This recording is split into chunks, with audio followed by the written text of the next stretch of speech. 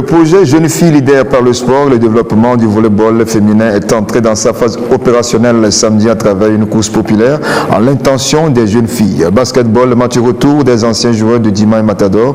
Le terrain de CBS était le pôle d'attraction hier dimanche. Première édition du championnat national de tennis des vétérans.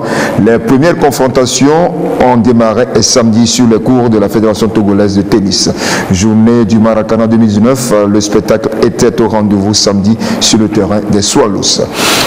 Nous consacrerons une part belle au football, avec bien sûr la première candidature officielle de la liste Notre Football de Hervé Pisa à l'élection du nouveau bureau exécutif de la FTF le 25 janvier prochain. La 9e journée du championnat national de football de première division avec son lot de surprises, de déceptions et de confirmations. La première journée de la D2, le tirage au sort de la Coupe du Monde de Qatar 2022, zone Afrique le 21 janvier au Caire, puis les éliminatoires de la CAN féminine 2020. Le Togo affronte le Niger au premier tour. Sur le plateau, pour nous accompagner, Espoir Assobavi, consultant sportif, Vincent Bonroman, journaliste sportif, et Florent Kataka, administrateur général du Centre Swallows. Il essaiera d'éclairer nos lanternes sur la série de formations qu'il organise le samedi 21 décembre à l'intention des acteurs du football. Amis sportifs, bonsoir et merci pour votre fidélité au panorama des sports sur la première. Bonsoir Espoir. Bonsoir, vous avez ce soir un programme très chargé. Hein?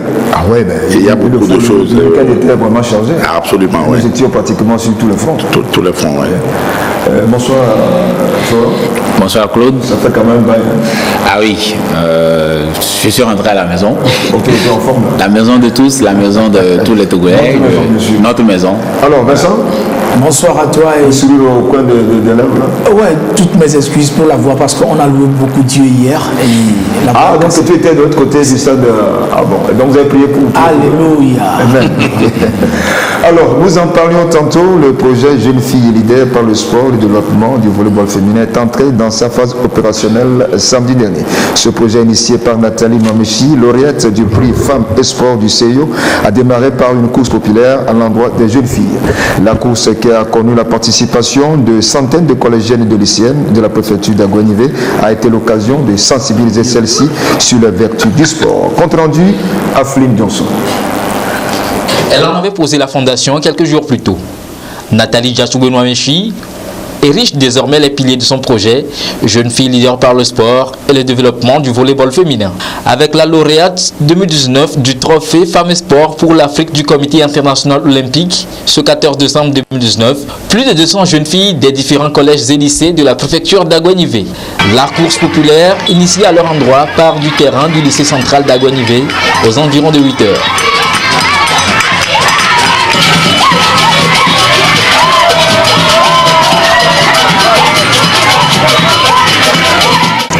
On fait le tour des ruelles, notamment le carrefour d'Iboyolan. Pas d'enjeu, alors on y va, chacune à son rythme. Puis, près d'une heure plus tard, voilà la meute sportive de retour au point de départ. Toutes les filles fières d'avoir appris et pris des décisions. Le sport, bonne chose. Et chaque temps devant faire le sport, c'est pour notre organisme. Après mes études, j'aimerais développer mon pays d'abord avant d'y aller dans les autres pays, comme madame qui vient nous inviter ce matin. La première phase du projet Jeunes filles leaders par le sport et le développement du volleyball féminin est ainsi en branle. De quoi combler l'initiatrice. Quand je vois la joie dans le regard de toutes ces filles, quand je vois leur motivation, la participation, l'engagement, l'engouement de toutes ces filles, je suis satisfaite. Elles feront le sport. C'est pas justement pour le faire comme ça, mais en le faisant, elles savent qu'elles gagnent beaucoup de choses. Non seulement elles gagnent pour la santé, elles gagnent pour le développement, mais elles gagnent aussi dans ce qu'on appelle forger le caractère. La seconde étape des courses populaires est prévue ce 21 décembre 2019 à Dapaon. Les villes de Palimé et Kara seront aussi concernées par la même opération, respectivement les 18 et 25 janvier 2020. La phase développement du volleyball féminin, quant à elle, démarre en février 2020. Il est poussé également volleyeuse. Elles jouent dans... Alors, Espoir, nous avions déjà parlé de ce projet de Nathalie Nomechi, qui est entrée donc dans le vif du sujet. Oui, mais c'est Madame Nomechi est une femme, une brave dame, qui fait beaucoup pour le sport dans notre pays. et qui chaque fois prend des initiatives très heureuses pour faire en sorte que le sport dans notre pays soit une réalité et que le sport dans notre pays puisse intégrer également le genre féminin. Et donc je crois que tout ce qu'elle fait rentre dans ce ordre d'idée-là et c'est une femme à beaucoup encourager et ce projet on en a déjà parlé et aujourd'hui du rêve ça rentre dans la réalité. Alors, Vincent, un projet qui s'intéresse pratiquement à l'image de Mme Nouamissi, à l'image de Mme Ingrid Awade, par exemple, à l'image de Mme Tchegan, c'est également une réussite côté sport, Mme Nathalie Nouamissi. Aujourd'hui, les filles qu'elle a réunies, je pense que ce sont les mamans de demain. Et si on peut avoir des filles qui peuvent emboîter les pas à Mme Nouamissi, je pense que ce serait une réussite totale côté dames au Togo. Alors, Florent, vous êtes un administrateur de service, un centre d'information. Est-ce que ça vous assure quand même ce projet? Bien sûr. En rappelant que Swallows compte pratiquement 300 jeunes filles qui pratiquent le sport dans plusieurs disciplines, le football, le basket, les sports de combat. C'est une initiative à louer et surtout à soutenir. On a rappelé le prix qu'elle a eu en tant que femme, en tout cas qui évolue dans le domaine du sport. La seule, donc on va dire la première au niveau de l'Afrique. C'est quelque chose qu'il faut souligner et nous devons en être fiers. Nous devons aussi la soutenir dans tous ses projets, accompagner cela et surtout que ça rentre dans le cadre de l'éducation par le sport et surtout de leadership donc féminin qui est nécessaire aujourd'hui pour l'éducation de la citoyenneté et puis pour en tout cas donner aussi, transmettre ces valeurs-là à travers la femme qu'elles sont, les femmes qu'elles deviendront et à la jeunesse togolaise. Du basketball à présent, les anciens joueurs des clubs de basketball d'Imaï Matador d'Agbalapé-Dougan se sont retrouvés hier dimanche sur le terrain de CBS pour la manche retour de leur match qu'ils avaient livré en début d'année au lycée d'Agbalapé-Dougan. Nous retrouvons Johnson Afflou. Pour la manche retour de leur match des retrouvailles, Zima et Matador, deux clubs de basketball d'Agbalapé-Dougan, se sont donné rendez-vous sur le terrain de CBS. Une occasion pour les anciens joueurs du coach Feu Messan Atolou de se remémorer les bons moments de leur prestation. Le jeu a été plaisant au niveau des différentes rencontres. Les anciens tels que Jabbar, Eli, Chedré, Blue Rand et autres Madame Bali n'ont rien perdu de leur verbe. Finalement, les uns et les autres se sont séparés dans la convivialité puisqu'il n'y a eu ni vainqueur ni vaincu. Tous les groupes constitués se retrouvent en fin d'année pour non seulement faire le bilan de leur parcours, mais également pour profiter, pour se présenter les vœux. Donc c'est dans ce cadre que nous avons voulu nous rencontrer aujourd'hui, puisque nous sommes en fin d'année, pour faire ce petit match et après nous retrouver autour d'un pot. C'est un petit tournoi que nous organisons. Toutes les deux équipes se sont mélangées pour jouer ensemble. Souvent, il y a un peu d'adversité entre ces équipes-là, mais nous, on a décidé de se mélanger et donc jouer comme ça. Là, il n'y a pas Matador à part, il n'y a pas Tima à part. Pour couronner le tout, d'autres joueurs vont s'essayer au concours des 3 points qui a clôturé en beauté l'événement. Rendez-vous en 2020.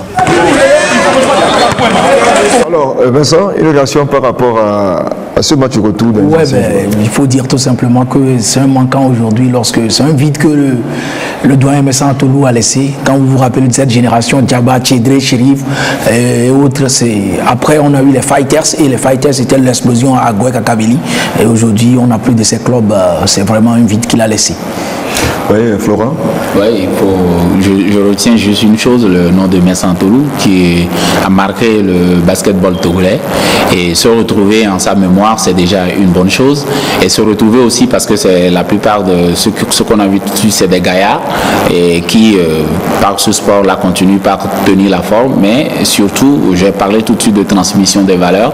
Il faut, parce que l'ancienne génération n'était pas trop enclin sur l'argent, sur le gain, mais beaucoup plus des performances, des performances sportives.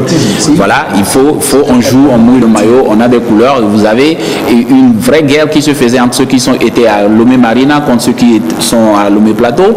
Et les gens appartenaient donc à un club, ils l'avaient dans le corps. Et je crois que par rapport à ça et par rapport parfois même à des couleurs. Et je crois que c'est de bonnes initiatives, quitte quand même à inviter plutôt les jeunes aussi à venir regarder, parce que j'ai vu, il n'y avait pas vraiment des tout petits là-bas, et il faut que cela puisse permettre donc de changer quelque chose.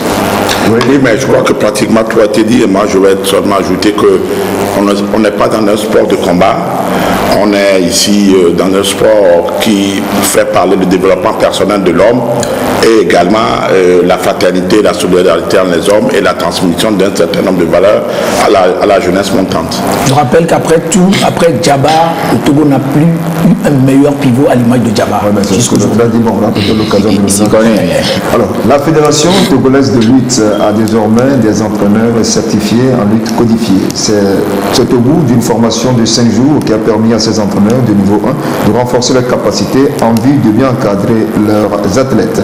La cérémonie de remise d'attestation a donc clôturé ce stade de formation. C'était samedi au Centre Olympique Africain de Lomé. Sergine Raymond.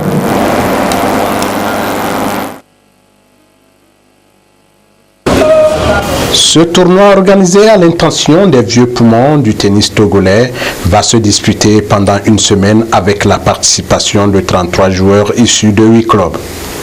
Aubert Galopo, directeur du tournoi, nous étale le programme de la compétition. Ce tournoi d'abord s'adresse à 2 catégories de vétérans. Nous avions ciblé les 40 ans et plus et les 50 ans et plus.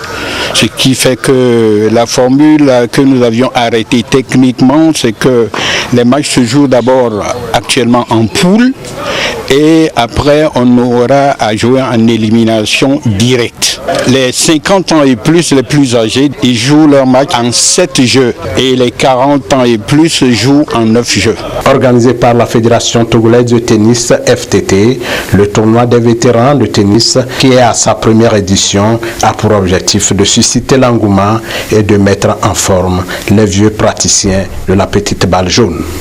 La Fédération togolaise de tennis a jugé opportun de juger aussi les vétérans. C'est ce qui nous a poussé à organiser cette compétition pour les 40 ans et plus et les 50 ans et plus. C'est un championnat dédié pour le classement national des vétérans. Toutes les catégories ont un classement national. Il manque seulement les vétérans. Tout comme les autres vétérans, c'est une occasion de transpirer. Il n'y a pas d'enjeu.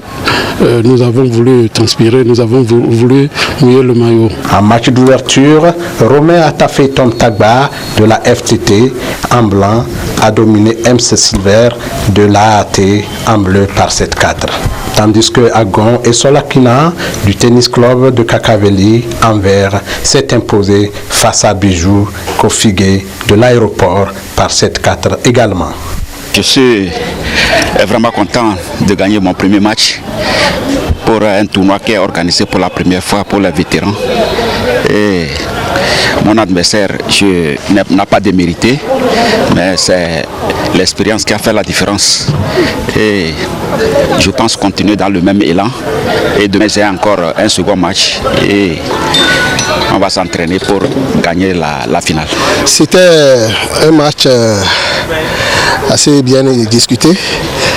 Je félicite mon adversaire, Agon, parce qu'il a tenu physiquement. Dites-vous que moi j'étais là bien avant 9h.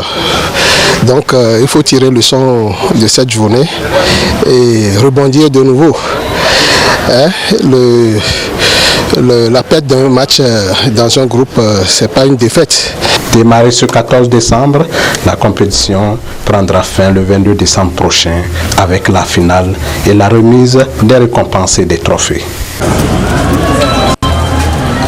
Espoir, M. Tagba l'a dit, hein, il devait transpirer, ils ont transpiré vraiment. Ils ont transpiré et il a si bien dit, c'est l'une des fédérations qui travaille beaucoup, aussi bien au niveau des jeunes, et actuellement ils ont un programme aussi pour les anciens, et il a si bien dit qu'il n'y a pas d'enjeu au bout, mais c'est pour rassembler la vieille génération, la vieille garde et la vieille génération, pour faire en sorte qu'ils se fraternisent davantage, et également pour leur permettre de se mettre en bonne forme physique, intellectuelle et morale. Oui, Vincent, les choses sérieuses ont commencé. La suite? Oui, la suite. Il faut dire que les grosses pointures sont passées. Tabarouma est passé. Il y a également le haut fonctionnaire Bousnina Mehdi qui est passé. Roger Abouni également est passé. On attendait également les joueurs à l'image de Johnson, Afekeme de CTF, mais malheureusement il n'était pas là. Également le commissaire divisionnaire, le directeur général du service des passeports également qui devait être de la partie, mais pour des préoccupations professionnelles, si. Il ne s'est pas présenté, mais heureusement les... Il n'a pas démissionné. Non, il n'a pas démissionné. Ils ont toute la semaine d'ailleurs pour se repositionner. Ils ont pour des contraintes professionnelles. Si, c'est pour des contraintes professionnelles. Il y a le colonel Amana Kodjo, le commandant actuel de la FOSEP, qui a également passé. Donc c'est pour prouve que ça pète la forme également au niveau des vétérans. Alors maintenant la suite. La suite, je pense que ça va évoluer maintenant. Après le tirage, ça va évoluer à l'étape des huitièmes de finale, les quarts de finale, les demi. Puis on aura la finale le week-end à ce moment. La finale c'est le 22, non? Le 22. À quelle heure? Dans l'après-midi. Oui, alors rapidement. Oui, il faut simplement souligner que c'est une très bonne initiative aussi d'avoir donc à penser aux vétérans. On voit ces matchs-là sont pratiquement, les adversaires sont pratiquement de même niveau. L'essentiel, c'est que les gens puissent tenir donc la forme.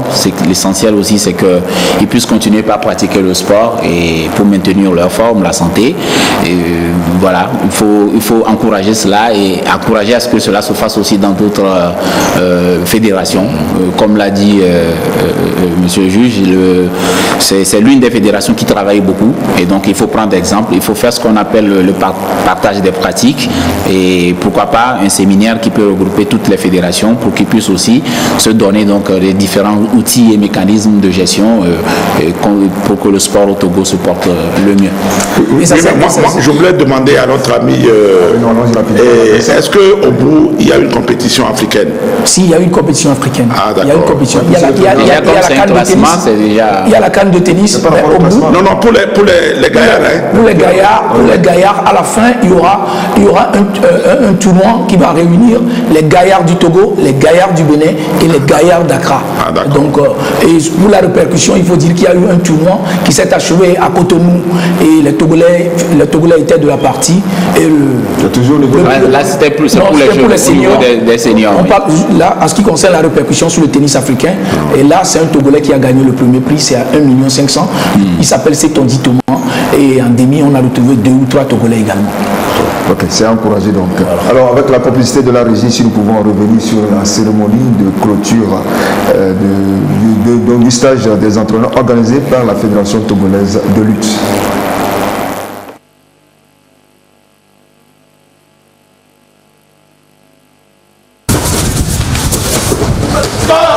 C'est l'une des nombreuses techniques de lutte qui leur ont été enseignées durant cette formation. Avec courage et abnégation, ces entraîneurs du premier niveau se sont prêtés à cet exercice. Au bout de 5 jours, le résultat, le voici. Le bras à la volée. L'objectif, c'est le tomber sur son dos.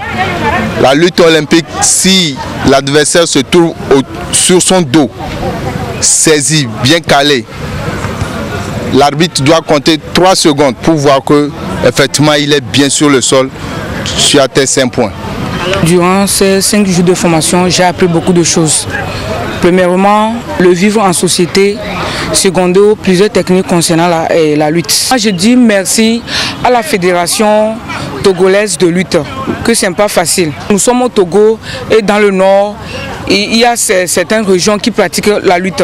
Maintenant, pour valoriser notre culture, en quelque sorte, je voudrais faire l'appel à tout un chacun de nous de se donner, pas seulement lutter pour le plaisir, mais on peut lutter pour que le pognon nous revienne à la fin. Doter ces stagiaires de nouvelles techniques propres à la lutte olympique, peu connue des lutteurs togolais, c'est toute l'importance que revêt cette formation. Au terme de la formation, il y a eu des très excellents résultats. Mais ce que je peux vous dire, c'est qu'on a profité aussi de la formation pour inclure certains athlètes dans la lutte olympique. Parce qu'au Togo, en fait, ce qui rayonne ici, c'est la lutte traditionnelle. Maintenant, c'est de les amener à pratiquer de la lutte olympique. Le Togo, en fait, a de très bons lutteurs. Mais ce sont des lutteurs qui sont habitués à la lutte traditionnelle. Maintenant, la différence entre la lutte traditionnelle et la lutte olympique se retrouve sur le travail au sol. Et je peux vous dire que durant les 5 jours, ils ont été très assidus. S'ils continuent de travailler dans la dynamique du travail qu'on a mis en place, ils peuvent représenter le Togo au championnat d'Afrique 2021. Faire de la lutte codifiée une discipline olympique, telle est l'ambition de la Fédération togolaise de lutte qui se réjouit déjà des résultats à l'issue de ce stage. C'est vraiment une joie. Imaginez une fédération qui était là, qui n'avait pas d'athlètes en lutte olympique. Aujourd'hui, quand même, c'est un début très satisfaisant. La base est déjà là, la fondation est là. Il fallait les techniques, c'est-à-dire les formations pour un niveau international. Aujourd'hui, on a acquis ça. La formation a été couronnée de la remise d'attestation à ces récipiendaires qui se tournent désormais vers leurs différents clubs en vue de mettre en pratique les enseignements reçus. Oui, alors Florent, l'aspect lui va partir, mais il faut continuer le travail. Très important. Il faut investir beaucoup dans la formation. C'est rien que par ça qu'on peut mieux former les jeunes. Et si c'est l'une des disciplines quand même bien représentées au niveau des Jeux Olympiques, le Togo voilà, participe souvent donc à cette compétition. Ça va permettre à ce qu'on ait beaucoup plus d'athlètes et aussi permettre à vulgariser cela dans beaucoup de centres. Comme au centre Swallows, par exemple, nous avons les disciplines de combat, mais nous n'avons pas la lutte, nous n'avons pas le judo. On pourra être intéressé par cela. Maintenant la lutte, hein. Pourquoi pas? Parce que c'est la promotion de la jeunesse. Donner quand même toutes les réponses aux jeunes, les intéresser comme vous pouvez. Il y en a qui aiment le foot, il y en a qui n'aiment pas. Il faut donner cette possibilité. Mais n'oublions pas aussi que ces jeux, ces sports de combat, les gens ont l'impression que c'est beaucoup plus de violence, mais au contraire, c'est beaucoup plus des sports qui véhiculent tellement de valeurs et qui permettent à l'homme de se maîtriser, à l'homme aussi de savoir gérer donc ses émotions et voilà, il faut promouvoir cela. Oui, Vincent. Moi, ce serait une exhortation du côté du gouvernement à beaucoup plus investir dans cette discipline parce qu'aujourd'hui, nous avons des lutteurs. On a commencé par. Il faut quitter quand même la lutte traditionnelle. Si, il faut quitter la lutte traditionnelle. On a la lutte traditionnelle, on a des ethnies qui nous produisent déjà des athlètes. Aujourd'hui, il faut les former pour sur le plan international. Avoir des lutteurs olympiques, c'est très important. Et là, ça requiert tellement de moyens financiers. Oui, mais quitter la lutte traditionnelle pour arriver à la lutte olympique, ça veut dire qu'on part d'une activité artistique et culturelle à une activité sportive professionnelle qui demande un certain nombre de codifications. Et c'est ce que l'expert a si bien expliqué. Et comme vous l'avez également dit, je crois que cet aspect est très important, mais il faut quand même sauvegarder pour les cultures et pour la tradition, la lutte traditionnelle, mais également évoluer vers la lutte codifiée pour faire en sorte que notre pays soit valablement représenté à l'extérieur dans les compétitions internationales et surtout au niveau des Jeux olympiques. Je préfère ce type. Par rapport à ce stage qu'on va aller. Je préfère ce type d'initiative. C'est mieux d'amener une personne pour former 100 que d'amener 2 personnes pour aller se former en Europe. C'est très intéressant comme approche. Il faut beaucoup plus mettre ça en avant et comme ça, vous avez vu en un seul coup, on a plusieurs formateurs qui à leur tour vont aller former les jeunes, même si c'est de niveau 1 et ils ont encore beaucoup de motivation pour continuer par la suite. Samedi au centre Swallows, le Maracana et son esprit, la CFA, convivialité, fraternité et amitié ont été célébrés pour la 3e fois consécutive. C'était à travers la journée du Maracana, laquelle le Maracana et son esprit ont triomphé. L'initiative est à mettre à l'actif de la Fédération togolaise du Maracana. Champion tout le monde. 3e édition de la journée du Maracana avec au rendez-vous l'incontournable Presse Sporting Club Togocel, conférence des présidents de club de Maracana, l'équipe nationale senior de Maracana et Super Senior. 5 clubs qui se sont croisés pour livrer en tout 7 matchs. Ainsi, Super Senior a courbé les chines devant l'équipe nationale senior en jaune et blanc, 1 contre 3. Même score qui a sanctionné le duel Togocel en vert, conférence des présidents de club en bleu, mais en faveur des bleus. Puis l'équipe nationale senior revient pour dynamiter la Presse Sporting Club en bleu. 3-0. Un duel suivi de bout en bout par Togocel qui va rééditer quasiment le même exploit, -1, face à la conférence des présidents battue 2-0. Pour leur deuxième sortie, Super Senior et Presse Sporting Club se séparent sur le score de 5-3 en défaveur des hommes de médias. Quant à la conférence des présidents de club, pour son deuxième match, elle va faire les frais du trop plein d'énergie de l'équipe nationale senior qui la pulvérise 6-0. Enfin, Presse Sporting Club se réveille tardivement pour déverser sa petite colère sur Togocel qu'elle bat 4-2. Après tout, c'est le Maracana qui gagne. On ne s'attendait pas à ce qu'il y ait une si belle mobilisation, mais je pense qu'aujourd'hui tout le monde peut se réjouir du fait que les personnes invitées ont été présentes et le jeu s'est bien déroulé. Il n'y a pas eu d'accrochage, il n'y a pas eu de blessés graves. Vous avez constaté avec moi que tout le monde en était sorti avec beaucoup de joie et on espère qu'à la prochaine occasion on aura plus d'équipes pour manifester cette journée. Chacun est venu avec une idée dans le sens de la réussite du Maracana au Togo. Et vous savez, il y a du Maracana un peu partout dans nos villes, mais tout le territoire n'est pas encore couvert. Et donc pour les villes qui ont déjà des clubs de Maracana, notre souci c'est d'œuvrer à ce que ces clubs connaissent une certaine évolution, qu'il y ait beaucoup d'adhésion, qu'il y ait même plus d'équipes, on peut voir 2-3 équipes par ville, et pour que des championnats internes puissent s'organiser et que le Maracana gagne davantage. Une victoire du Maracana et de son esprit CFA, convivialité, fraternité, amitié, qui comme les attentes à la Fédération togolaise de Maracana. C'est une journée qu'on peut qualifier de porte ouverte qui permet de faire le brassage entre les pratiquants traditionnels du Maracana et ceux qui n'en ont pas fait pour l'instant leur sport passion.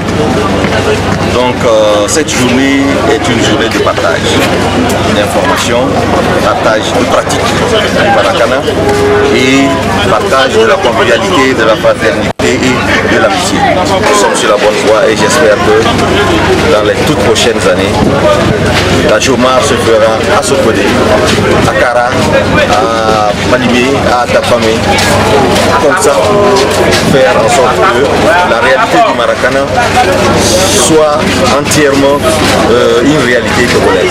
La prochaine manifestation sera bien sûr la nuit du Maracana et comme vous le savez, nous avons un programme qui à 80% est déjà connu puisque nous avons une série de compétitions que nous organisons, la Coupe Tokapeur que vous connaissez, le tournoi de la convivialité, la fraternité et l'amitié que nous appelons Tokofram qui va également se tenir et des manifestations que la FETOMA soutient en parallèle qui pourront quand même venir enrichir la vie du Maracana sur l'étendue du territoire.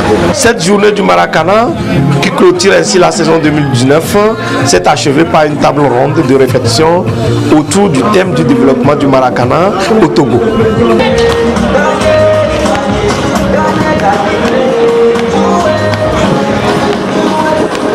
Alors Florent, cette troisième journée s'est déroulée sur vos installations, vous y étiez? Oui, j'étais là, c'est normal. Je devais accueillir, on va dire, mes invités. Nous voudrions, quand je dis nous, je parle de Swallows, jouer un rôle au-delà de la formation qu'on délivre aux jeunes, mais jouer un rôle dans la communauté dans laquelle nous sommes, surtout aujourd'hui avec les différentes communes que nous avons, jouer vraiment un rôle social, mais aussi jouer un rôle de participation donc, au développement donc, du sport de façon générale. Il y a beaucoup de fédérations qui nous approchent, la fédération de handball par exemple. Le Maracana a commencé cette année par jouer donc, sur notre installation. Mais je veux beaucoup plus souligner parce que j'y étais, donc j'ai vu un peu l'expérience, j'ai vu ce qu'ils ont fait et je trouve qu'il faut souligner cela par rapport aux autres fédérations. Ils ont fini un championnat, ils se sont retrouvés. Vous avez entendu parler de la conférence des présidents. C'est donc cette conférence qui réunit tous les présidents des clubs de Maracana qui jouent au championnat. Ils se sont retrouvés. Voilà, ils ont même même fait une équipe ensemble, ils jouent ensemble. J'aimerais bien voir ça au niveau du football. Ensuite, ils se sont retrouvés après le jeu pour réfléchir sur comment ils vont faire la saison prochaine. Il y a beaucoup de fédérations, excusez-moi, qui semblent ignorer qu'ils dépendent des clubs. Sans les clubs, les fédérations n'existent pas. Et cette fédération, ce n'est pas parce qu'on vous a élu pour diriger une fédération que vous prenez toutes les décisions seules. Vous devez de temps en temps réunir les clubs, partager des discussions avec eux, les consulter et leur dire, bon, nous avons fait une saison, comment vous trouvez les choses? Est-ce qu'on a bien fait? Est-ce qu'on a mal fait? Comment on va rectifier le tir? Et ça, je jette un chapeau pour la fédération de Maracana. Ça nous apprend beaucoup, et nous, la génération montante, et je crois que en se basant sur ce type de choses-là, nous allons arriver donc à haïsser le sport togolais beaucoup plus loin. Oui, le sport, il a dit, vous jetez des fleurs à la Fétouma et à son président. Oui, mais je crois que c'est l'une des fédérations, selon ce que notre ami a dit, c'est l'une des fédérations la mieux organisée dans notre pays et qui travaille sérieusement pour faire en sorte que, au-delà du jeu, il y a un aspect qui concerne la vulgarisation, et la promotion et la formation. Et je crois qu'à l'issue du championnat qui vient de se dérouler, à l'issue des compétitions africaines, puisque la fédération togolaise de Maracana participe presque maintenant tous les ans à la CAN. Je crois que cette année ils étaient en Guinée. Et je crois qu'ils sont en train de faire un parcours bilan de ce qui a été fait pour pouvoir jeter les bases de ce qui sera fait l'année prochaine. Et je crois qu'à ce niveau-là, il faut vraiment féliciter cette fédération. J'ai remarqué que dans certains pays de notre continent, la discipline Maracana est intégrée à la fédération de football. Mais ce n'est pas le cas dans notre pays. Et je crois que, comme vous l'avez dit, les autres fédérations doivent tirer avantage de ce qui se fait à la fédération de Maracana pour faire en sorte que le sport en général dans notre pays ne soit pas seulement ce qui se passe sur le terrain, mais soit un projet. Et c'est ce qui manque dans beaucoup de fédérations aujourd'hui. Oui, mais c'est rapidement. Oui, je sais qu'avec l'urbanisation, je pense que c'est un peu de patience. Le Togo, il y aura du Maracana partout parce que tous les espaces sont en train d'être occupés et on aura seulement des espaces réduits et on n'aura que du Maracana parce que tous les Togolais presque sont des joueurs de foot. Et la reconversion, c'est toujours quelque chose comme ça. Il y aura du Maracana et sur toute l'étendue du territoire, il y aura du Maracana. On l'espère vivement. Alors, rendons-nous rapidement dans un hôtel de la place où Hervé Pisa a officiellement annoncé annoncé sa candidature à l'élection du nouveau bureau de la FTF qui aura le 25 janvier avec sa liste Notre Football. Jean Kofi Ededi pour plus de précision. La liste Notre Football pense que le football togolais est à la traîne. La date du 25 janvier 2020 reste déterminante pour la Fédération togolaise de football. Et pour cause, l'instance dirigeante du sport roi sera en congrès électif pour renouveler son bureau exécutif, qui pour prendre ses rênes et veiller à son bon fonctionnement. Des candidatures s'annoncent à cet effet. Dans les rangs, Hervé Alakisito Pisa, tête de la liste Notre Football, qui dévoile les raisons de sa candidature. Le Togo, au niveau de la sous-région, je le dirai toujours, est encore à la traîne. Il faut réfléchir à professionnaliser le football. Il faut donner la liberté aux acteurs qui investissent. Il faut aussi que le gouvernement togolais ait de véritables partenaires, des gens qui s'y connaissent, afin de relever le défi pour qu'un jour nous aussi nous soyons sur les mêmes longueurs d'onde que nos voisins, que sont le Ghana, le Bénin, le Burkina Faso. Hervé Pisa, ancien président de la Ligue de football de Kara et ancien président du club Okiti de Badou, connaît la maison du football togolais pour avoir été vice-président de la FTF de 2010 à 2016. Il entend corriger certains dysfonctionnements dont il a fait le constat. Nous observons qu'en D1, il y a 14 clubs, en D2, 20 clubs, et au niveau des ligues régionales, rien du tout. Tout un désastre. Alors que la FTF a été dotée de textes pour lui faciliter l'organisation des compétitions et rendre plus efficace son fonctionnement. Malgré que l'ensemble des acteurs membres de la FTF ou partenaires ont accompagné le comité exécutif, et bien que beaucoup de moyens matériels et financiers ont été mis à sa disposition, très peu de résultats ont été réalisés. J'estime possible de bâtir des équipes nationales fortes et compétitives au plan africain et mondial. Je veux incarner une FTF d'innovation, de progrès et de respect qui donne à chaque membre, club, ligue régionale, une raison d'espérer. Une fierté d'appartenir à une famille et d'avoir confiance en elle pour la défendre. Les attentes de la liste Notre Football pour être comblées passeront par les urnes le 25 janvier 2020, prévu pour le congrès ordinaire et électif, la FTF. Alors, espoir Hervé Pisa et sa liste Notre Football, le premier candidature déclaré. Oui, mais je crois que Hervé Pisa, c'est quelqu'un qui a franchi pratiquement tous les étapes. Il a été président de club, il a été président de club, président de ligue, et vice-président de la Fédération togolaise de football. Donc c'est quelqu'un qui, dans le milieu du football togolais, a quand même quelques références. Il a été même commissaire au match au niveau de l'UFOA, donc également sur le plan international. Je crois qu'il a acquis un certain nombre d'expériences et je crois que c'est ce qu'il veut mettre à la disposition du football togolais. Bon, maintenant, on attend de connaître la liste. Et puis on attend également de connaître en gros le programme qui va véhiculer. Bon, je crois qu'il a soulevé également un problème important, c'est le problème du corps électoral, parce qu'il a dit qu'au niveau des clubs de première division, on connaît déjà le nombre de clubs qui vont compétir. Au niveau de la deuxième division, notamment, on connaît également les clubs qui vont être électeurs, mais au niveau des ligues, on ne sait pas encore le nombre au niveau des ligues, ceux qui seront là, parce que je crois qu'actuellement il y a 5 ou 6 ligues. Il va falloir également que la fédération puisse rapidement mettre à disposition des candidats éventuels le nom et de ceux qui vont compétir au niveau des ligues. Et je crois que même cet après-midi, je crois que moi je l'ai vu sur les réseaux sociaux, il y a une lettre que M. Pisa a envoyé au président de la commission électorale pour que rapidement on puisse connaître le nombre des clubs, le nombre des clubs de première et deuxième division également au niveau de l'Ex qui vont compétir. Alors, bon, juste peut-être une rectification, j'espère aussi ne pas dire des conneries, je pense, même au niveau des clubs de première et de deuxième division, je crois qu'ils ne sont pas encore sûrs de ceux qui doivent voter, je crois que c'est 12 qui doivent voter au niveau des D2 et 12 au niveau des D1, alors que nous avons 20 au niveau de D2. Donc même à ce niveau, à vérifier bien sûr, je pense que... Au niveau de la première division, est-ce que c'est pas 14 ? Non. Ça doit être 14. Ça doit être 14. C'est à vérifier, mais ce que je sais, le corps électoral, il y a déjà un problème à ce niveau. Au niveau des ligues, bien sûr, on a 6 ligues.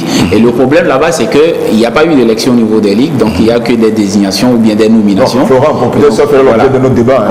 Aujourd'hui, la candidature de M. Pisa et sa liste. Bon, qu'est-ce qu'on peut dire d'une candidature? C'est quelqu'un qui pense qu'il peut apporter donc des solutions au problème du football togolais. La question qu'il faut se poser, quel est le problème du football togolais?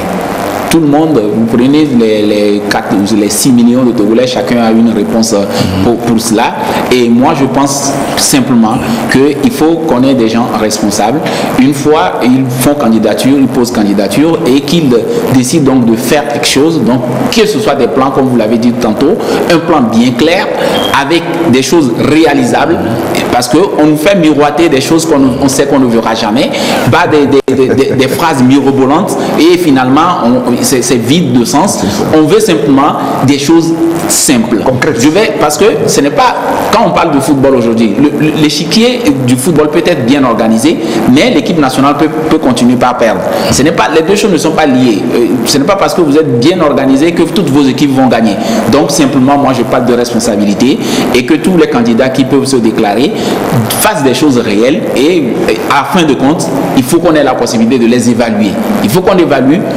Vous avez dit vous ferez ceci, est-ce que vous l'avez fait? Vous ne l'avez pas fait, les gens tireront leurs conclusions et puis la suite on verra. Alors, Vincent? Oui, pas grand chose à dire puisque Maître Assobabi a tout dit. On ne peut que parler de la biographie de Hervé Pisa lui-même, puisque Maître Assobabi a déjà tout dit.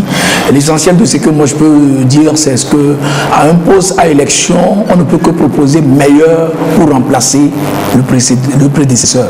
Donc on attendra de voir la liste Et puis le programme de M. Hervé Pisa, et là ça nous permettra de dire beaucoup de choses. Oui. Alors, ceci étant, rapidement, Florent, alors peux-tu nous parler un peu de ta formation de samedi? Qu'est-ce qui sera concrètement? Le samedi prochain, j'ai 2 activités. Je ne sais pas s'il faut parler des 2 en même temps. Mais bon, la première, donc, c'est une formation que nous avons lancée à l'initiative de moi en l'occurrence et puis d'un ami, Borosé Nolakina, qui est le patron de BNB Sport Consulting. Et moi, en tout cas Swallows, l'association Swallows donc, a un rouage qui s'occupe donc du marketing sportif, donc Héraclus Togo. Nous avons senti ce manque-là qu'il y a au niveau de la gestion de nos clubs. Nous avons dit simplement que les clubs, que ce soit de première, de deuxième division, et même on peut parler des académies et de toutes les structures qui soit enseignent ou développent le football, il y a un problème de gouvernance. Ce problème de gouvernance va même au-delà donc des clubs, c'est jusqu'aux fédérations.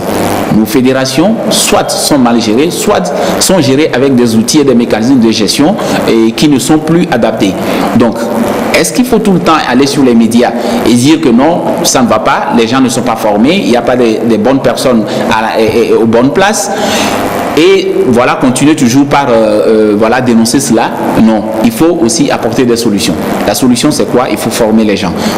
Moi, je ne me mets pas à la place ni de la fédération, ni du ministère des Sports, parce que souvent, quand il y a un problème, on dit l'État. L'État doit réagir. Si ce n'est pas l'État, la fédération doit réagir. Nous-mêmes, qu'est-ce que nous faisons? Nous sommes des acteurs du football, donc nous avons décidé d'initier une formation à l'endroit des administrateurs, des secrétaires généraux, bref, de toute personne qui dirige un club ou qui aspire à diriger un club ou bien qui veut simplement apprendre, savoir comment on gère. Donc, 3 aspects essentiels. D'abord, la gestion administrative d'un club. Ensuite, la gestion technique et marketing d'un club et la gestion financière. Donc, nous avons pensé à un grand frère, David Reinhardt, ancien secrétaire général, qui va s'occuper donc en tout cas de donner les outils nécessaires en termes de gestion administrative aux participants. Ensuite, nous avons pensé à Borosé, qui est spécialisé donc en marketing des sports pour s'occuper donc de cet aspect. Moi-même étant spécialiste en gouvernance financière, donc je vais m'occuper du module gestion financière. Voilà un peu l'initiative que nous avons eue. Nous avons voulu que c'est une initiative privée, mais après nous l'avons portée au niveau de la fédération, qui a trouvé ça intéressant et qui a incité les clubs de première et deuxième division à participer à cette formation en subventionnant simplement leur participation. Et moi, en tant que président de l'association des académies de football, nous avons aussi incité nos clubs, nos académies, membres à venir participer à la formation. Voilà. Ça va de toute la journée de samedi? Toute la journée de samedi, nous allons faire, on va dire que c'est la première phase, mais nous allons donner quand même toutes les notions nécessaires dans les 3 modules, sans oublier aussi il y a un autre module qui est lié donc à l'aspect juridique des clubs. Et là, nous avons vu M. Hervé, qui est de la fédération, qui s'occupe d'ailleurs de la cellule Hervé Agoudin, oui, qui va aussi venir instruire les clubs de première, deuxième division et tout club et toute personne. D'abord, nous avons parlé d'associations sportives. Donc, ce n'est pas seulement le football. Toute personne qui est dans la gestion du football et du sport de façon générale peut venir participer à cette formation. C'est à combien le coût? C'est à 15 000, c'est fixé à 15 000 et l'inscription peut se faire au centre Swallows. Vous vous déplacez, soit vous venez au centre Swallows pour vous inscrire, ou bien contacter donc le 92 45 08 08 pour d'amples informations. Oui, mais je crois que c'est une très bonne initiative. Et moi, j'aurais voulu que ce soit les fédérations de la place qui fassent un partenariat avec votre initiative pour que les fédérations puissent amener tous les clubs dans toutes les disciplines à participer à cette belle initiative qui permet l'initiative d'une façon multidimensionnelle, parce que vous avez la gestion sportive, vous avez la gestion financière, vous avez la gestion marketing et également la gestion juridique. Donc vous embrassez tout et j'aurais aimé que ce soit les fédérations qui prennent ça à leur compte et qui fassent un partenariat avec vous pour permettre à tous les clubs d'y participer. Moi, mon souhait serait d'étendre cette formation à l'ensemble du territoire togolais. Il y a des clubs une première expérience quand même. Je pense que ça va réussir. Mais c'est déjà étendu, c'est pour tout le Togo. Et il y a, moi déjà, au côté académie, il y a une académie membre qui est à Mango, qui va descendre d'ailleurs pour venir participer. Des gens de Dapaon, de Mango, de Atapamé ont déjà décidé d'arriver. Donc c'est étendu. C'est vrai qu'il n'y a pas eu trop de médiatisation autour. Et on n'a pas eu aussi assez de temps parce que c'est une initiative qu'on avait voulu d'abord dans le microscope des académies. Ensuite, on a vu que ça pouvait prendre et donc on a hésité à élargir un peu. Voilà. Okay. La 9e journée du championnat national de football de première division disputée hier dimanche a été marquée par un derby, celui de la capitale qui opposait l'AS-OTR à Dito. À l'arrivée, c'est l'AS-OTR qui empoche les 3 points grâce à son succès. 2 buts à 1. Le résumé de la partie avec Afemios. Le but matinal inscrit par l'AS-OTR a semblé tuer le spectacle. Au moment où les Bleus de l'OTR hésitaient entre la conservation de leur acquis et la recherche de l'aggravation du score, les Rouges du Dynamique togolais, eux, couraient après une égalisation qui n'arriva pas avant la fin des premières 45 minutes, quelquefois tendues. Le club militaire continue son dur labeur après la pause sans obtenir gain de cause. L'AS-OTR, par contre, joue un coup de chance à la 77e minute. De Souza Savant corse l'addition. Assommés une seconde fois, les Rouges persévèrent néanmoins et réussissent à sauver l'honneur sur ce pénalty transformé par Soulé Idrissou à la 89e minute. 2 buts à 1 pour les SOTR, l'essentiel est fait. Tourner le ballon très offensif, on n'arrivait pas, il a fallu qu'on se comporte compte tenu de leur qualité parce qu'eux ils sont plus motivés pour aller chercher à marquer un but. Ça fait qu'on nous a vraiment dérangé après le but là.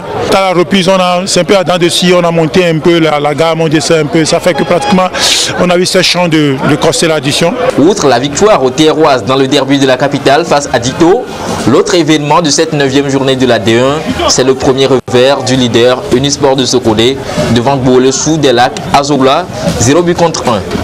Semassi et Ifodia se neutralisent à Sokodé 1 but partout. Asco triomphe de Gomido Akara 1-0. Maranata coule à Womé devant les CK 0 but contre 4. Koroki Metete de Chamba et Sarah Sport de Bafilo assurent le service minimum à domicile face respectivement aux Anges de Nodjan et à l'Est Togoport 1-0. En dépit de sa défaite, Unisport est toujours premier avec 18 points, suivi d'Asco 16 points et de l'SCK qui totalise 15 unités. Au bas du tableau, Semassi est 13e, 7 points moins 2, Gomido ferme la marche, 7 points moins 3. Alors Vincent, bon, disons que l'avancée devient très dure pour le Dynamique togolais. L'avancée est devenue totalement dure pour le Dynamique, très compliquée pour le Dynamique togolais. Moi je pense que les joueurs du Dynamique togolais doivent se ressaisir parce qu'ils jouent pour eux-mêmes, ils jouent d'abord, c'est leur orgueil, qu'est-ce qu'ils veulent, je ne sais pas. C'est un des clubs où les joueurs sont mieux entretenus dans ce championnat. Mais, et puis, ils ont tout. Hein. Oui, ils ont eu la chance d'avoir un entraîneur qui a monté l'équipe avant le démarrage du championnat. Mais aujourd'hui, s'ils allaient... Et un président qui est à leur écoute là. Si, mais ils jouent pour eux-mêmes. Ils doivent savoir ce qu'ils cherchent. Pour ce match contre, je pense, l'AS-OTR, je pense que normalement c'est une question d'orgueil. Ils avaient perdu un match contre Unisport. Non, normalement, ils doivent se relancer dans ce match. Mais s'ils n'arrivent pas à se relancer, je ne sais pas ce qu'on peut faire. On ne peut qu'attendre le mercato encore pour recruter des joueurs. Et ce serait très difficile. Est-ce que c'est un problème de recrutement de joueurs?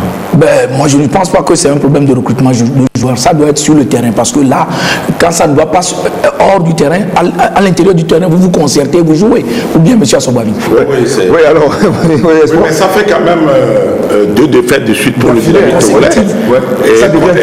Et compte tenu des moyens mis en œuvre par le club pour le bon fonctionnement de l'équipe, je crois que ça commence à faire beaucoup. Et également, je crois que inquiéter sûrement, je crois que peut-être que les dirigeants du Dynamique togolais vont commencer à penser aussi à la tête de l'entraîneur. Parce que lorsque vous entrez dans une compétition comme ça où il faut des points pour être dans les tout premiers du championnat, et lorsque ça ne marche pas, c'est l'entraîneur souvent pour des raisons de manque de résultats qui en prend les coups. Et je crois que Oloufadé doit commencer à s'inquiéter vous l'avez également si bien dit, et les joueurs également doivent se reprendre. Si le Dynamique togolais veut, dans les journées à venir, jouer les premiers rôles dans ce championnat, il faut qu'il y ait un sursaut d'orgueil et également il y a beaucoup plus d'envie et beaucoup d'engagement de la part des joueurs. Alors, une espoir aussi qui trébuche pour la première fois à Bolesou. Oui, mais ça devait arriver un jour, hein, parce que jusque-là, c'est une espoir qui a joué les premiers rôles avec, je crois, 5 victoires et 3 matchs nuls.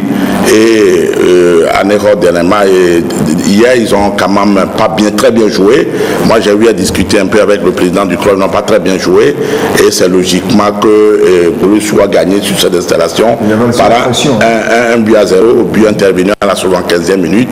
Et également, ça doit permettre actuellement à Unisport de réfléchir parce que les joueurs commencent à avoir la grosse tête. Et à part, je crois que cette défaite est une très bonne chose qui doit leur permettre de revenir sur terre. Et également, le staff technique a remarqué que l'équipe manque d'attaquants de qualité.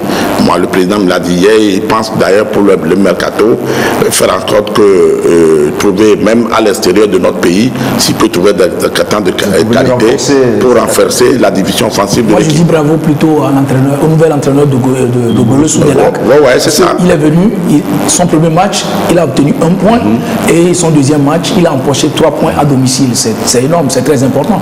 Par contre, quand vous prenez Gomido de Palimé avec... avec même le changement de l'entraîneur, ça n'a pratiquement rien donné. Voilà. Oui, mais le changement de l'entraîneur, on s'entendait à ce que... mais je crois qu'il est quand même trop tôt. Parce que sur un premier match, il faut que l'entraîneur puisse connaître les joueurs et savoir en conséquence la réplique à donner pour revitaliser l'équipe. Mais ce qui est important, ça fait quand même 5 défaites de suite pour Gomido qui, il y a 2 ans, a joué dès les premiers rôles dans notre championnat et a joué une compétition interafricaine. Et je crois que ça demande également inquiétant. Mais pourtant, ceux qui ont regardé la plupart des matchs de Gomido ont dit que Gomido joue très bien, mais que devant le but, il y a un problème de repère devant le but, également un problème d'efficacité ou de chance pour marquer des buts. Et je crois qu'à ce niveau également, Djima Yaolé avec Koubadja doit trouver les solutions nécessaires pour pouvoir remettre à flot cette équipe et ne pas, parce qu'ils sont déjà dans la profondeur du classement, ils sont pratiquement derniers avec Semassid Sokoré pour ces 2 ans d'équipe qui ont joué un rôle important dans notre championnat dans les années passées. Je crois que c'est quand même ça fait des autres. Et puis je dis bravo à Koroki. Oui, bon, rapidement, Maranatha aussi qui retombe dans cette travers. Hein. Oui, mais Maranatha, c'est l'équipe qui nous a montré le bon, le moins bon et le pire dans ce championnat. Le pire dans ce championnat, le moins bon, le pire dans ce championnat. Et Maranatha a été humilié sur ces installations. 4 buts à 0. Et c'est le score le plus lourd de la journée. Et également pour une équipe qui a joué cette année une compétition africaine et a joué un deuxième tour. C'est toujours avec l'ASK. C'est alarmant. C'est alarmant pour Maranatha de Fiokpo. Je crois que cette équipe connaît actuellement des problèmes. Et je crois qu'il va falloir que aussi bien le staff technique que la direction de l'équipe doit comment réfléchir pour faire en sorte que cette humiliation soit la dernière et pour que l'équipe retrouve ses lustres d'antan. Oui, rapidement, Florent. Je vois un peu le championnat, le championnat togolais de façon générale depuis plusieurs années. Vous avez des équipes qui font la Coupe continentale et après qui dégringolent. Il y a beaucoup d'exemples. Dynamique togolais, AS Togoport, voilà, Koroki, etc. Et pourquoi cela? C'est la question qu'il faut se poser. Pourquoi? D'ailleurs, vous avez vu toutes les équipes s'équilibrent et souvent les matchs se gagnent à 1-0 et c'est rare de voir 2-3 buts d'écart. Et donc il y a un problème profond et je crois que pour résoudre ce problème, il faut simplement imposer au club d'avoir des centres de formation. Parce que c'est ça qui donne une âme à l'équipe. C'est ça qui fait de sorte que vous avez des joueurs qui appartiennent à ce club et qui ne peuvent pas bouger comme ils veulent. Parce qu'il y a les effectifs qui varient trop dans notre championnat. Vous prenez Dito, vous êtes en train de parler de Dito. L'année prochaine, vous risquez de ne pas avoir la moitié de ces joueurs-là. Nous avons des joueurs qui sont, je n'ose pas dire des vacanciers, chacun, parfois pour des problèmes de prime, il change de club pour la signature, donc de la prime de signature. Et à chaque fois, vous avez donc cette vague-là qui fait que les équipes n'arrivent pas à se stabiliser. Une fois joué la Coupe continentale, s'ils n'arrivent pas à se maintenir, des joueurs partent. Donc si on n'arrive pas à résoudre ce problème-là, imposer à ce que ces clubs puissent eux-mêmes avoir leur... Quand on parle de centre de formation, ce n'est pas avoir toutes les catégories, avoir simplement la catégorie qui est moins que les seniors et pouvoir donc à chaque fois injecter donc du sang d'œuf dans le championnat. Oui, mais c'est parce que nos clubs n'ont pas de projet.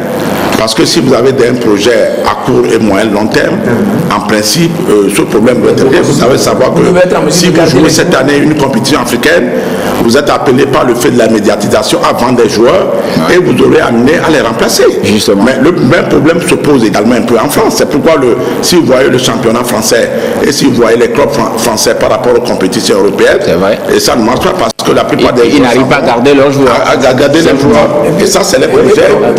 Et puis depuis un certain temps, avec les fédérations, on n'a qu'une seule compétition, le championnat. Vous vous rappelez, au temps où on avait la Coupe du Togo, la Coupe de l'Indépendance, voilà, ça permettait au club de garder les joueurs et d'avoir deux équipes, l'équipe A et l'équipe B. Et là, on et ajouter au fait que pendant les vacances, on préfère laisser les joueurs et donc ils se retrouvent pas. Et à la rentrée, ils reviennent encore parfois pour des tests. Oui, mais parce que les clubs n'ont pas les moyens pour garder les joueurs. Ça fera l'objet d'un débat. Voilà. Claude, je tenais à féliciter le club Koroki de Tchamba qui a fait un très bon match. Il a enclenché 3 points et la victoire est dédicacée au président du club qui est devenu l'actuel ministre. Parfait, là où il va venir.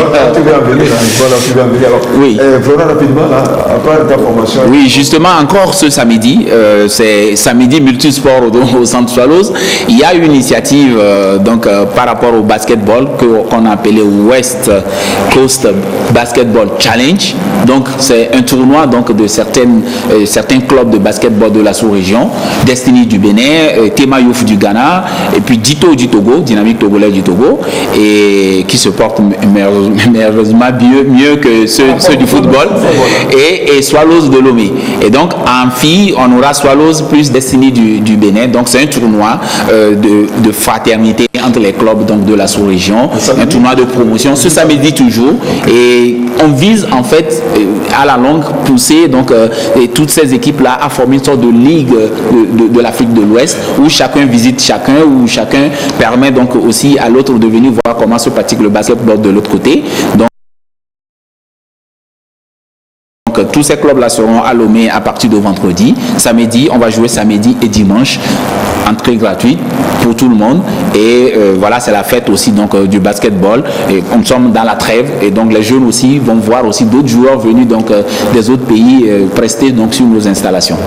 Oui, alors rapidement, Espoir, tendons pratiquement vers la fin de cette édition. Alors un mot sur les éliminatoires de la CAN féminine, le Togo. Oui, mais la CAN féminine sera sa 12e édition en 2021. Et il y aura 36 pays, c'est une participation record. Le Togo va jouer les éliminatoires en avril prochain. Le Togo va rencontrer le Niger. Bon, donc si le Togo bat le Niger, le Togo sera aux prises avec le Nigeria.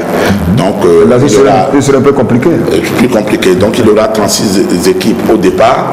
Il y aura à l'arrivée 12 pays, contrairement à 8 actuellement. Donc les 3 premiers qui seront au tournoi final, les 3 premiers seront éligibles à la prochaine Coupe du Monde qui aura lieu en 2021, vers la fin de l'année 2021. Alors pour clôturer rapidement, un mot sur le tirage au sort. Oui, mais le tirage au sort de la prochaine zone Afrique aura lieu le 21 janvier au Caire.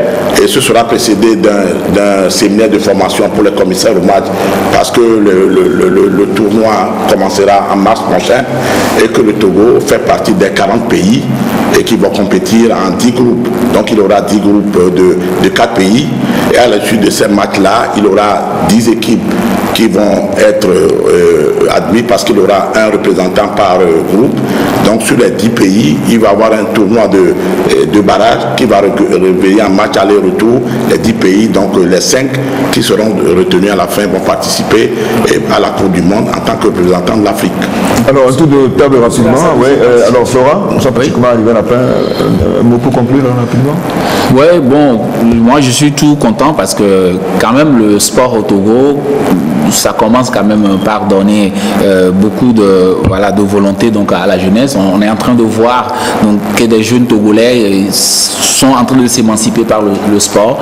On demande tout simplement que et les fédérations et le ministère des Sports continuent toujours par l'encourager et ne pas oublier aussi cet aspect sport-études. Et aujourd'hui, c'est assez compliqué. Le temps imparti donc pour l'école, ça prend beaucoup d'espace. C'est vrai, l'éducation scolaire est très très importante, mais le sport aussi c'est important. Il faut que l'État commence par penser à donner donc des créneaux où les jeunes peuvent aller pratiquer le sport et il faut faire la culture tout simplement. Oui, comme Florent l'a dit, le sport reflète le niveau de développement du pays. Et là, on ne peut que remercier Dieu pour la vie du premier responsable de ce pays, qui n'a qu'à continuer qu'à injecter des sous. Je pense qu'on atteindra ce développement. Oui, je crois que la formation est le levier du développement du sport dans tous les pays du monde. Donc, comme il est dit, je crois qu'au niveau de la formation, il faut intégrer également les études parce qu'il y a le volet sport, parce qu'il y a beaucoup d'appelés, mais il y a à la fin peu de lutte. Donc, ceux qui restent peuvent faire les études comme dans les centres de formation, par exemple au Sénégal, où vous n'avez que des grands joueurs sénégalais qui jouent aujourd'hui dans les clubs les plus huppés d'Europe, sont en même temps des joueurs de tel niveau intellectuel, et ça c'est très important. Donc vivement que nos clubs et nos académies et nos centres de formation ici puissent emboîter le pas pour qu'à la fin on ait des joueurs de qualité qui puissent devenir des viviers importants pour l'équipe nationale à toutes les catégories. Merci donc à Espoir Assobavi, merci à Florent Kataka, sans oublier donc Vincent Boroma. Ce serait donc avec le même plaisir que nous allons vous retrouver lundi à partir de 20h45 si Dieu le veut. Merci et bonne soirée.